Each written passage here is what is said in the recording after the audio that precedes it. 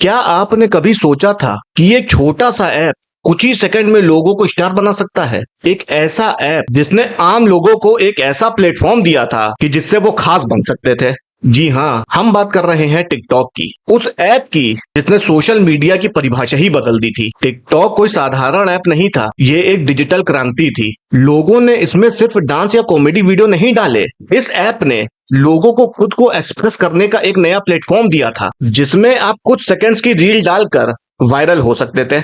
2016 में चाइना की एक कंपनी बाइट डांस ने इसे लॉन्च किया था। शुरुआत में इसे डोइन का नाम दिया गया था और फिर जब ये ऐप इंटरनेशनल मार्केट में आया तो इसका नाम हुआ टिकटॉक। और फिर क्या था, देखते ही देखते ये हर मोबाइल में, हर हाथ में, हर चेहरे पर मुस्कान और एक्सप्रेशन लेकर पहुंच गया। लेकिन टिकटॉक सिर्फ एक ऐप नहीं था, ये एक कम्युनिटी था जहां ना कोई उम्र की सीमा थी, ना पैसे की, ना शहर की। गांव का लड़का भी टिकटॉक पर वायरल हो रहा था और बड़े शहरों की मॉडल्स भी उसी प्लेटफॉर्म पर वीडियोस बना रही थी। ये एक ऐसा ऐप बन गया था जहां हुनर बोलता था, चेहरा नहीं। पर जहां रोशनी होती है वहां अंधेरा भी होता है। टिकटॉक पर कुछ कंट्रोवर्सीज होने लगी, जैसे कि डेटा प्राइवेसी के सवाल उठने लगे थे और गलत कंटेंट को लेकर बहस भी हुई थी। कुछ देशों ने इसे बैन किया था, कुछ ने नियमों में बदलाव की मांग की थी। इंडिया ने भी इसे 2020 में बैन कर दिया था और इसके पीछे कई वजह थी, लेकिन टिकटॉक के जाने के बाद भी इसकी छाप रह गई है। उसने लोगों को सिखा दिया था कि हर इंसान के पास कुछ कहने को होता है, बस मंच चाहिए। आज भी इंस्टाग्राम रील्स, यूट्यूब शॉर्ट्स सब उसी रास्ते पर चल रहे हैं जो टिकटॉक ने बनाया। तो चलिए इस वीडियो में हम जानते हैं कि टिकटॉक की कहानी क्या है। एक ऐप की कहानी जिसने सोशल मीडिया को बना दिया थिएटर और हर यूजर को बना दिया एक कलाकार। टिकटॉक एक सोशल मीडिया प्लेटफॉर्म है जहां यूजर छोटे छोटे वीडियो बनाकर उन्हें दूसरों के साथ शेयर करते हैं। इस ऐप की सबसे बड़ी खासियत यह है कि इसमें 15 सेकंड से लेकर 3 मिनट तक के शॉर्ट्स वीडियो बनाए जा सकते हैं और देखे जा सकते हैं। इन वीडियोस में लोग डांस करते हैं, एक्टिंग करते हैं, मजेदार डायलॉग्स पर लिपसिंग करते हैं, अपने टैलेंट को दिखाते हैं और मनोरंजन का नया तरीका अपनाते हैं। टिकटॉक का मकसद था हर आदमी को एक मंच देना जहां वो सिर्फ अपने स्मार्टफोन से वीडियोस बनाकर लोगों तक पहुंचा सके।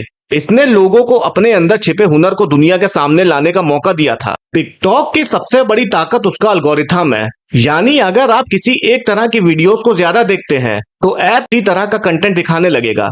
ये यूजर्स को बहुत जल्दी आकर्षित और व्यस्त कर लेता है। यही कारण है कि टिकटॉक पर लोग घंटों बिता देते थे बिना बोर हुए। इस ऐप ने एक नया डिजिटल ट्रेंड शुरू किया था, रील कल्चर। आज आप लोग देखते होंगे कि हर जगह लोग रील्स बनाते हैं, तो कहीं ना कहीं ये टिकटॉक से ही शुरू हुआ था। इसके बाद इंस्टाग्राम रील्स, यूट्यूब शॉर्ट्स और फेसबुक वीडियोस ने भी उसी मॉडल को अपनाया। टिकटॉक की एक और खास बात थी कि यहाँ पर कोई भी स्टार बन सकता था। न उम्र मायने रखती थी, ना पैसे, ना दिखावा, सिर्फ कंटेंट और क्रिएटिविटी की मायने रखती थी। इसी कारण लाखों लोग इससे जुड़े और कई लोगों को इससे पहचान मिली और कमाई भी मिली। देखिए, टिकटॉक की शुरुआत चाइना की एक टेक कंपनी बाइट डांस ने की थी। सबसे पहले सितंबर 2016 में इस ऐप को चाइना में डोइन के नाम से लॉन्च किया गया था। इसका उद्देश्य था कि लोग छोटे छोटे वीडियोस बनाकर दूसरों के साथ शेयर करें और एक क्रिएटिव कम्युनिटी तैयार हो। डोइन को चीन में जबरदस्त सफलता मिली और फिर बाइट डांस ने इसे इंटरनेशनल मार्केट में उतारने का फैसला किया, लेकिन इंटरनेशनल वर्जन का नाम रखा गया था टिकटॉक। इसी दौरान अमेरिका और यूरोप में एक और ऐप बहुत पॉपुलर हो रहा था जिसका नाम था musical.ly। ये ऐप भी शॉर्ट वीडियोस पर आधारित था और खासकर युवाओं में इसका क्रेज बहुत था। 2017 में बाइट डांस ने musical.ly को खरीद लिया था तकरीबन $1 बिलियन में और 2018 में दोनों ऐप्स को मर्ज करके एक यूनिफाइड प्लेटफॉर्म बना दिया गया। ये कदम टिकटॉक की इंटरनेशनल सफलता की नींव बना। टिकटॉक ने बहुत ही कम समय में दुनिया भर में लोकप्रियता हासिल कर ली थी। इसका कारण था आसान इंटरफेस, शॉर्ट और एंटरटेनिंग वीडियोस, ट्रेंडिंग गाने और चैलेंज, वायरल होने की संभावना, क्रिएटिविटी को बढ़ावा देना। लोगों को ऐसा लगने लगा था कि अब उन्हें फेमस होने के लिए ना टीवी चाहिए, ना कैमरा, सिर्फ एक स्मार्टफोन और टिकटॉक चाहिए। इसने लोगों को डिजिटल दुनिया में पहचान बनाने का प्लेटफॉर्म दे दिया। 2019 तक टिकटॉक दुनिया के टॉप 5 सबसे ज्यादा डाउनलोड होने वाले ऐप्स में शामिल हो गया था। इसके बाद टिकटॉक ने जब भारत में कदम रखा था तो किसी ने नहीं सोचा था कि ये ऐप इतने कम समय में लोगों के दिलो दिमाग पर छा जाएगा। लेकिन हुआ कुछ ऐसा कि टिकटॉक ने भारत के गांव गली से लेकर बड़े शहरों तक हर मोबाइल में अपनी जगह बना ली थी। टिकटॉक को भारत में 2018 में सबसे ज्यादा पहचान मिली थी जब ये musical.ly के साथ मर्ज हुआ था। उससे लेकर 2020 तक टिकटॉक ने भारत में 200 मिलियन से ज्यादा यूजर्स का आंकड़ा पार कर लिया था। ये भारत का सबसे ज्यादा डाउनलोड किए जाने वाला ऐप बन गया था। टिकटॉक के रूप में लोगों को एक ऐसा मंच मिला जहां वो अपनी क्रिएटिविटी दिखा सकते थे और वो भी सिर्फ एक मोबाइल फोन के जरिए। टिकटॉक की सबसे बड़ी खास बात यह थी कि इसको यूज करना बहुत आसान था। इसमें वीडियोस बनाना, म्यूजिक लगाना, इफेक्ट्स लगाना और दुनिया भर में लोगों तक पहुंचाना काफी आसान था। इंडिया में टिकटॉक से कई लोग फेमस हुए, जैसे कि रियाज अली, जन्नत जुबैर, रूही सिंह, अवनीत कौर और इन लोग जैसे कितने लोग इस ऐप से फेमस हुए थे। और इनमें से कई ने बाद में म्यूजिक वीडियोस, एड्स और फिल्मों तक में काम किया था। यानी टिकटॉक करियर लॉन्च करने वाला प्लेटफॉर्म बन गया था। टिकटॉक ने भारत में शॉर्ट वीडियोस क्रिएशन का नया दौर शुरू किया था। इसने आम आदमी को स्टार बना दिया था और सोशल मीडिया का चेहरा पूरी तरह से बदल दिया था। 2020 तक भारत में इसके लगभग 20 करोड़ यूजर्स थे, जो इसे देश का सबसे लोकप्रिय ऐप बनाते थे। लेकिन इसी तेज रफ्तार लोकप्रियता के साथ साथ कुछ गंभीर चिंताएं भी जन्म लेने लगी थी। टिकटॉक पर आरोप लगने लगे कि ये यूजर्स का निजी डेटा इकट्ठा करता है और उसे चीन स्थित सर्वर्स पर भेजता है।